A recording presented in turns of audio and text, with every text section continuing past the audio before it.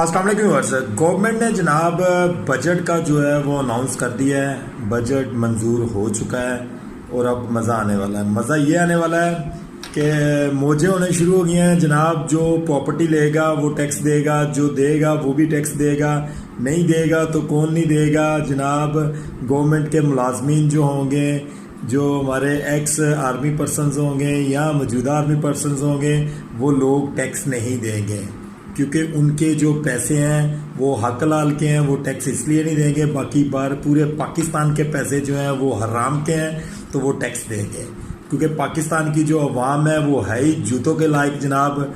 बुरा ना मानिएगा बात का, डंडे सोटे की अवाम है। इनको थप्पड़ मारने चाहिए, इनको डंडे सोटे मारने चाहिए, इनको इनकी औकात में रखना चाहिए जैसे इस बजट में रखा गया है। जैसे ये अवाम को कीड़े मकोड़े समझते हैं और वाकई यार आप लोग सारे कीड़े मकोड़े हो जनाब, गुस्सा ना करना।